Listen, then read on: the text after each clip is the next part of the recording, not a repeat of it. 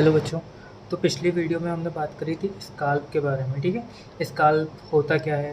ठीक है, स्काल्प का एक्सटेंशन कहाँ से कहाँ तक होता है। तो हमने बात करी थी कि स्काल्प का एक्सटेंशन एंटीरियरली सुपरसिलियरी आर्चेस यानी कि आईब्रोज तक होता है। ठीक है, पोस्टीरियरली कहाँ तक होता है। पोस्टीरियरली हमने देखा था जो स्काल्प है वो एक्सटेंड कहाँ तक करता है, सुपीरियर न्यूकल लाइन तक एक्सटेंड करता है। ठीक है, ईच साइड में लेटरली कहाँ तक एक्सटेंड करता है, तो सुपीरियर टेम्पोरल लाइन तक एक्सटेंड करता है। ठीक है, यहाँ सुपीरियर टेम्पोरल लाइन तक एक्सटेंड करता है। ठीक है, उसके बाद फिर हमने बात करी थी कि लेयर्स कितनी होती है स्काल्प की। तो हमने निमोनिक से भी याद किया था क्या, स्काल्प एस फॉर स्किन, फिर connective tissue, aponeurosis, loose areolar tissue और पेरियोस्टियम। ठीक है, फिर हमने कुछ पिक्चर से समझा था। ठीक है, उसके बाद फिर हमने स्काल्प की अलग अलग लेयर्स को अच्छे से पढ़ा था। ठीक है, आज हम क्या बात करेंगे, आज हम बात करेंगे स्काल्प की नर्व सप्लाई के बारे में, arterial supply, venous drainage, lymphatic drainage. ठीक है, और क्लिनिकल एनाटमी के बारे में बात समझ में आई।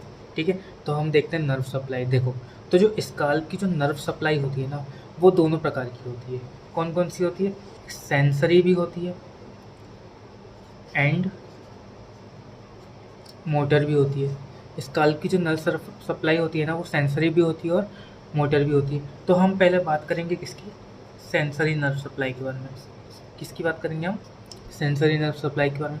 तो जो सेंसरी नर्व सप्लाई होती है ना, उसमें ना टोटल 8 नर्व्स प्रेजेंट होती हैं। कितनी नर्व्स प्रेजेंट होती हैं, टोटल 8 नर्व्स प्रेजेंट होती है। तो हम एक करके देखते हैं कि कौन कौन सी नर्व्स प्रेजेंट होती हैं। तो अब देखो, ये पिक्चर में देखो आप, आगे की साइड तुमको ये चार, हम ना हाफ साइड की बात कर लेते हैं और हाफ साइड में सेम ही होता है। ठीक है, तो हम क्या करेंगे, हाफ साइड ऑफ स्काल्प की नर्व से याद कर लेंगे, दूसरे हाफ में सेम होता है। ठीक है, अब देखो, तो सबसे पहले ये जो है, ये कौन सी हो गई, सुप्रा ट्रॉक्लियर नर्व। क्या नाम है, सुप्रा ट्रॉक्लियर नर्व। ठीक है, सुप्रा ट्रॉक्लियर के बाजू में, सुप्रा ट्रॉक्लियर के साइड में जो एक नर्व होती है वो कौन सी होती है, सुप्रा ऑर्बिटल नर्व। ठीक है, सुप्रा ट्रॉक्लियर हो गई, सुप्रा ऑर्बिटल हो गई। उसके बाद आती है साइड में जाइगोमेटिको टेम्पोरल और ऑरिकुलर टेम्पोरल। ठीक है, कौन कौन सी, जाइगोमेटिको टेम्पोरल और ऑरिको टेम्पोरल। तो अब हम इसको याद कैसे करें, सबसे पहले वो देखते हैं। ठीक है, तो हम इसको याद कैसे करेंगे। अब देखो, हर साइड, मतलब इसको हमने क्या हाफ में डिवाइड कर लिया है, इसको स्काल्प को हमने हाफ में डिवाइड कर लिया। तो ईच साइड कितनी नर्व्स प्रेजेंट होती हैं, 8 नर्व्स। अब देखो 8 नर्व्स प्रेजेंट तो होती हैं, लेकिन अब हम याद कैसे करेंगे, एंटीरियर टू दी ऑरिकल, यानी कि कान के आगे की साइड 4 नर्व्स रहेंगी और कान के पीछे की साइड 4 नर्व्स रहेंगी। तो कान के जो आगे की साइड 4 नर्व्स हैं, उसका पहले हम नाम देखते हैं। तो उसका नाम क्या है, पहली हो गई सुप्रा ट्रॉक्लियर, दूसरी हो गई कौन सी, सुप्रा ऑर्बिटल। ठीक है, तीसरी हो गई जाइगोमेटिको टेम्पोरल और चौथी हो गई कौन सी, ऑरिको टेम्पोरल।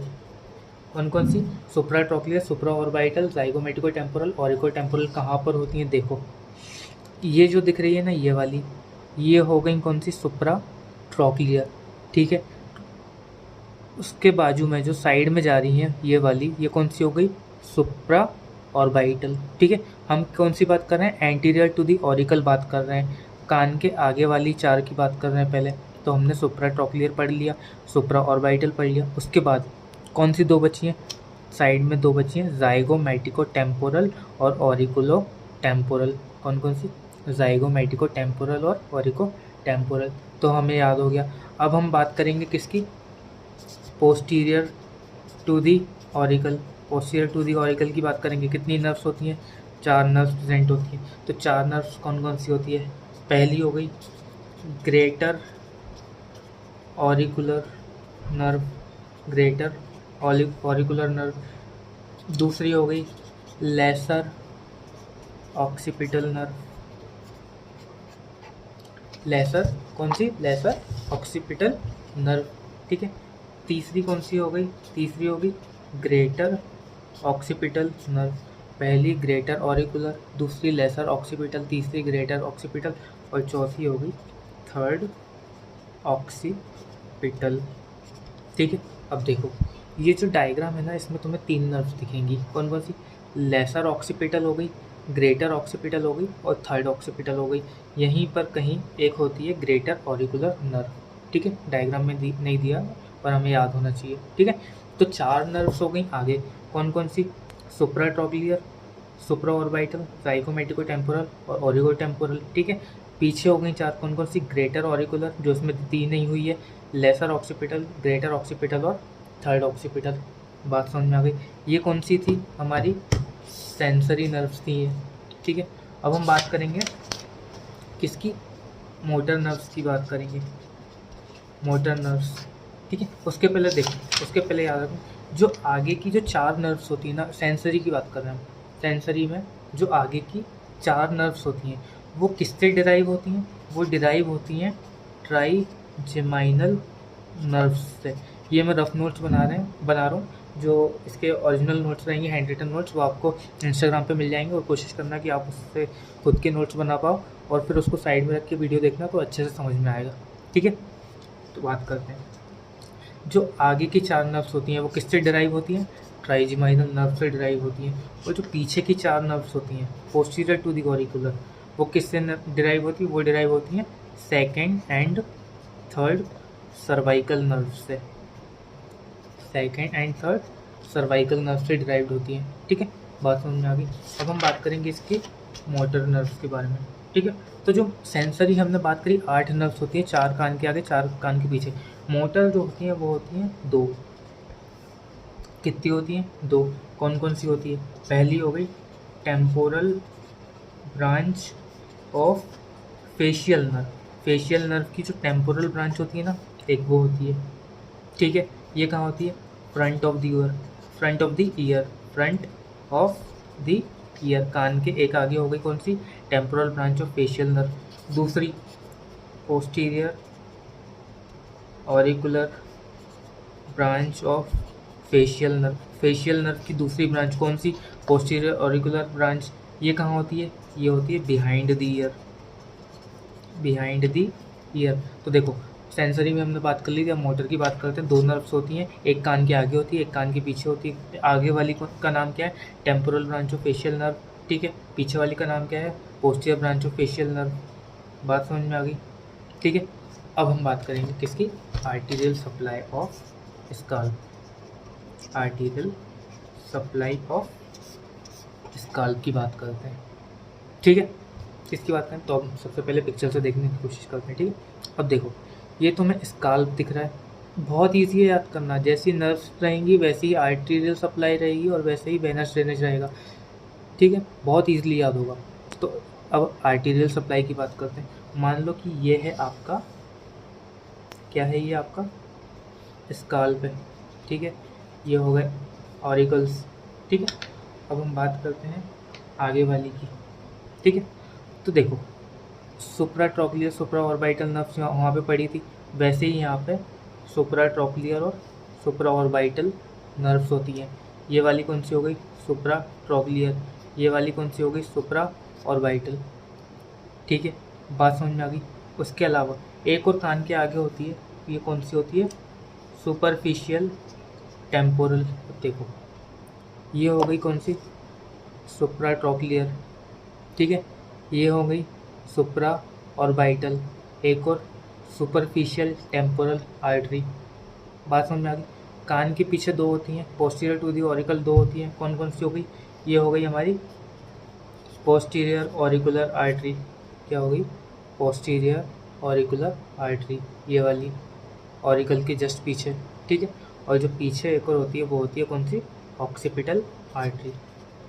ऑक्सीपिटल आर्टरी, ये है हमारी ऑक्सीपिटल आर्टरी। ठीक है, तो हमने देखी 4 आर्टीरियल सप्लाई ऑफ स्काल्प। कितनी आर्टरीज होती हैं? 5 आर्टरीज होती हैं। 5 आर्टरीज होती हैं हर एक साइड में। कौन कौन सी? सुप्राट्रॉक्लियर, ठीक है, supraorbital, superficial temporal, posterior auricular और ऑक्सीपिटल आर्टरी। ठीक है, बात समझ में आ गई? सेम हम जो वेनस ड्रेनेज की बात करें ना, तो वेनस ड्रेनेज में भी ना सेम बिल्कुल नाम एग्जैक्ट सेम है। कौन कौन सी? सुप्राट्रॉक्लियर when.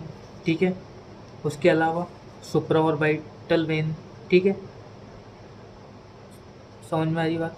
Supra trochlear vein, supra orbital vein, उसके बाद सुपरफिशियल टेम्पोरल वेन, उसके बाद ये कौन सी थी, पोस्टीरियर ऑरिकुलर आर्टरी थी, यहाँ पर हो गई पोस्टीरियर ऑरिकुलर वेन, और यहाँ पर हो गई हमारी ऑक्सीपिटल वेन। ठीक है, बात समझ में आई।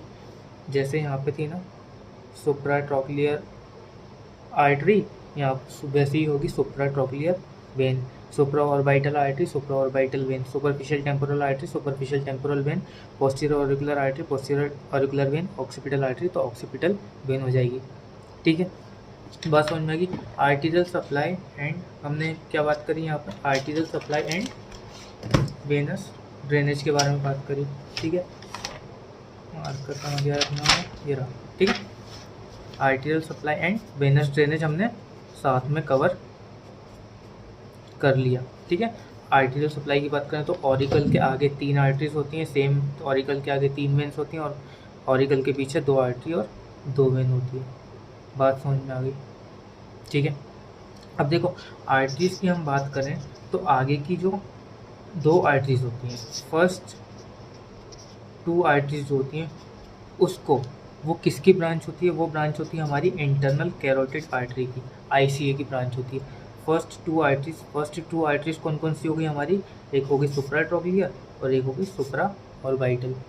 तो सुप्रा ट्रॉक्लियर और सुप्रा ऑर्बिटल ये दोनों किसकी ब्रांच हो गई, ICA की ब्रांच हो गई। ठीक है, और लेटर 3 यानी कि जो बाद की जो 3 आर्टरीज होती हैं, लेटर 3 बाद की 3 आर्टरीज कौन कौन सी बची हमारी, एक हो गई सुपरफिशियल टेम्पोरल, एक पोस्टीरियर ऑरिकुलर आर्टरी, और तीसरी कौन सी हमारी है, ऑक्सीपिटल आर्टरी। ये तीनों जो होती है ना वो हमारी ब्रांच होती है एक्सटर्नल कैरोटिड आर्टरी की। बात समझ में आई क्या बोला मैंने। ये जो आगे की 2 होती हैं सुप्रा ट्रॉक्लियर और सुप्रा ऑर्बिटल, ये किसकी ब्रांच होती है, इंटरनल कैरोटिड आर्टरी की ब्रांच होती है। और जो ये पीछे के 3 होती हैं superficial temporal, posterior auricular artery और ऑक्सीपिटल, ये किसकी ब्रांच होती है हमारी, किसकी ब्रांच होती है, ये होती है एक्सटर्नल कैरोटिड आर्टरी की। मैं फिर से बोल रहा हूँ, अपने नोट्स बनाइएगा, नोट्स में हैंड रिटन नोट्स जो मैं प्रोवाइड करूँगा उसमें से देख के, तो आपको बहुत ईजिली समझ में आएगा। ठीक है, हमने वेनस ड्रेनेज भी कवर कर लिया यहाँ पे। ठीक है, अब हम देखेंगे इसका लिम्फेटिक ड्रेनेज, किसका, lymphatic drainage of scalp, lymphatic drainage की बात कर रहे हैं। ठीक है, तो देखो फिर से हमने कान के आगे और कान के पीछे की बात कर रहे हैं, ऑरिकल के आगे और ऑरिकल के पीछे की बात कर रहे हैं। ठीक है, तो देखो एक होती है प्री ऑरिकुलर लिम्फ नोड, क्या हो गई हमारी, प्री ऑरिकुलर लिम्फ नोड। तो हमें नाम से समझ में आ रहा है कि ये किसको ड्रेन करेगी, ये ड्रेन करेगा हमारे एंटीरियर पार्ट ऑफ स्काल्प को। किसको ड्रेन करेगा ये, एंटीरियर पार्ट ऑफ स्काल्प को। ठीक है, except anterior part of scalp को तो ड्रेन कर रहा है, लेकिन एक्सेप्ट कौन से पार्ट को छोड़ रहा है, lower half of forehead, lower half of forehead को छोड़ के ये एंटीरियर पार्ट ऑफ स्काल्प को ड्रेन करेगा। दूसरा होता है पोस्टीरियर ऑरिकुलर लिम्फ नोड। अब नाम से समझ में आ रहा है पोस्टीरियर ऑरिकुलर है, तो ये किसको ड्रेन करेगा, पोस्टीरियर पार्ट ऑफ स्कल्प को। किसको ड्रेन करेगा ये, पोस्टीरियर पार्ट ऑफ स्कल्प को ड्रेन करेगा। समझ में आ गई बात। ठीक है, तो ये हमारा था arterial supply, venous drainage, nerve supply और लिम्फेटिक ड्रेनेज ऑफ स्कल्प। ठीक है, अब हम देखेंगे इसकी क्लिनिकल सिग्निफिकेंस, स्कल्प का क्लिनिकल सिग्निफिकेंस। ठीक है, तो देखो क्या पढ़ना है, surgical layers of the scalp. हमने बात करी थी स्कल्प की कितनी लेयर्स होती हैं, स्कल्प की होती है हमारी 5 लेयर्स। कौन कौन सी, skin, connective tissue, aponeurosis, loose areolar tissue और पेरिओस्टियम। ठीक है, तो जो स्टार्टिंग की जो 3 होती है ना, कौन कौन सी, स्किन, कनेक्टिव टिश्यू और एपोन्यूरोसिस। कौन कौन सी, स्किन, कनेक्टिव टिश्यू और एपोन्यूरोसिस। इसी को हम बोलते हैं सर्जिकल लेयर ऑफ स्कल्प। किसको उसको बोलते हैं, फर्स्ट 3 लेयर्स ऑफ स्काल्प को हम क्या बोलते हैं? Surgical layers of scalp. कौन कौन आ जाएगा इसमें? एस, सी और ए, स्किन, कनेक्टिव टिश्यू और एपोन्यूरोसिस। बात समझ में आई? ठीक है। तो ये जो सर्जिकल लेयर ऑफ स्काल्प रहती है, ये जो सर्जिकल लेयर ऑफ स्काल्प रहती है, इनको हम एक और नाम से बुलाते हैं, उसको बोलते हैं स्काल्प प्रॉपर। क्या बोलते हैं? Scalp proper. स्काल्प प्रॉपर किसको बोलते हैं? स्किन, कनेक्टिव टिश्यू और एपोन्यूरोसिस। ये जो सर्जिकल लेयर्स ऑफ स्काल्प है, इसी को हम क्या बोलते हैं? Scalp proper. ठीक है, समझ में आई बात? तो ये जो स्काल्प प्रॉपर है, अब ये 3 लेयर को हमने क्या बोलना है? Scalp proper. अब देखो ये जो स्काल्प प्रॉपर है, ये किसके ऊपर लाई कर रहा है? ये लाई कर रहा है हमारे लूज एरियोलर टिश्यू पे। समझ में आ रहा है? लूज एरियोलर टिश्यू पे लाई कर रहा है। ठीक है, स्काल्प जो प्रॉपर है वो किस पे लाई कर रहा है? लूज एरियोलर टिश्यू पे। अब जो ये लूज एरियोलर टिश्यू है, ये इसको मोबिलिटी प्रोवाइड कर रहा है, क्योंकि लूज एरियोलर टिश्यू के जस्ट नीचे कौन है? बोन। लूज एरियोलर टिश्यू के जस्ट नीचे कौन है? बोन। तो ये लूज एरियोलर टिश्यू क्या करवा रहा है? ये स्काल्प प्रॉपर को मोबिलिटी प्रोवाइड करवा रहा है ओवर दी बोन या फिर over the vault of the skull. ठीक है, स्काल्प प्रॉपर को लूज एरियोलर टिश्यू बोन के ऊपर मोबिलिटी प्रोवाइड कर रहा है। ठीक है, बात समझ में आई? और कभी भी मान लो कि किसी का हेड या फिर हेयर्स कोई भी मशीन वगैरह में फंस जाते हैं, मान लो कि किसी भी मशीन में किसी का हेड फंस गया, तो होगा क्या? तो ये जो स्काल्प प्रॉपर है ना, ये निकल जाएगा। कौन निकलेगा? स्काल्प प्रॉपर निकलेगा, क्योंकि लूज एरियोलर टिश्यू तो पेरियोस्टियम तो बोन है, लूज एरियोलर टिश्यू उसको मोबिलिटी प्रोवाइड कर रहा है, तो निकलेगा कौन? Scalp proper. कब? अगर मान लो कि किसी के भी हेयर्स अगर किसी मशीनरी में फंस जाए तो कौन निकलेगा? Scalp proper. बात समझ में आई? अब हमने पढ़ लिया surgical layer of the scalp, इसका क्लिनिकल सिग्निफिकेंस देख लिया। अब हम देखते हैं ब्लैक आई, कि ब्लैक आई क्या होता है। ठीक है, तो ब्लैक आई क्या होता है वो देखते हैं। अब देखो, जो ब्लड या फिर कोई भी फ्लूइड होता है ना, ब्लड या फिर कोई भी फ्लूइड होता है ना, ये क्या करता है? ये कहाँ पर कलेक्ट होता है? ये कलेक्ट होता है हमारे लूज एरियोलर टिश्यू में। किस में कनेक्ट होता है? हमारे लूज एरियोलर टिश्यू में कलेक्ट होता है। तो कोई भी ब्लड या फिर फ्लूइड है इकट्ठा हो जाता है, वो किस में कलेक्ट हो जाता है? हमारे लूज एरियोलर टिश्यू में कलेक्ट हो जाता है। और ये ना, ये जो लूज एरियोलर टिश्यू में ब्लड या फ्लूइड कलेक्ट हो रहा है, अब ये कहाँ नहीं जा पाता है? ये ऑक्सीपिटल या फिर टेम्पोरल रीजन में नहीं जा पाता है। ऑक्सीपिटल या फिर टेम्पोरल रीजन में नहीं जा पाता है। क्यों नहीं जा पाता है? क्योंकि वहाँ पर प्रेजेंट होते हैं बोनी अटैचमेंट्स। क्या प्रेजेंट होते हैं? बोनी अटैचमेंट प्रेजेंट होते हैं। तो ब्लड या फ्लूइड अगर लूज एरियोलर टिश्यू में कलेक्ट होगा तो कहाँ नहीं जा पाएगा? ऑक्सीपिटल या फिर टेम्पोरल रीजन में नहीं जा पाएगा, क्योंकि वहाँ पे क्या प्रेजेंट होता है? बोनी अटैचमेंट। तो वो जाता कहाँ है? वो जाता है आगे की तरफ। कहाँ जाता है? आगे की तरफ, फॉरवर्डली इनटू दी आईलिड्स। कहाँ जाता है? आईलिड्स में, आँखों में आता है। और वहाँ पर आके क्या कॉज करता है? हेमाटोमा या फिर हेमाटोमा कॉज करता है। क्यों आगे की तरफ क्यों आ रहा है? क्योंकि आगे की तरफ कोई भी बोनी अटैचमेंट्स नहीं प्रेजेंट है, इसलिए वो आईलिड्स में आ जाता है और हेमाटोमा कॉज करता है। समझ में आई? और हेमाटोमा की वजह से क्या होता है? हेमाटोमा की वजह से क्या होता है? हमारा डिस्कलरेशन ऑफ आई होता है। डिस्कलरेशन ऑफ आई होता है, इसी को हम बोलते हैं ब्लैक आई। बात समझ में आई? क्या होता है? ब्लैक आई। ठीक है, अब हम पढ़ते हैं डेंजरस एरिया ऑफ स्काल्प क्या होता है। क्या पढ़ना है हमको? Dangerous area of scalp. तो dangerous of area of scalp कुछ नहीं, हम लूज एरियोलर टिश्यू की लेयर को ही बोलते हैं। किसको बोलते हैं? लूज एरियोलर टिश्यू की लेयर को बोलते हैं। क्या बोलते हैं? Dangerous area of scalp. अब क्यों बोलते हैं इसको? इसलिए बोलते हैं क्योंकि यहाँ पर कोई भी ब्लड या फिर पस कलेक्ट होता है। कोई भी ब्लड या फिर पस कहाँ कलेक्ट होता है? हमारी लूज एरियोलर टिश्यू की लेयर पे, इसलिए हम इसको क्या बोलते हैं? Dangerous area of scalp. ठीक है, अब यहाँ पे ब्लड या फिर पस कलेक्ट होगा तो इसमें क्या होगा, इन्फेक्शन के चांसेस होंगे, कोई भी इन्फेक्शन के चांसेस होंगे।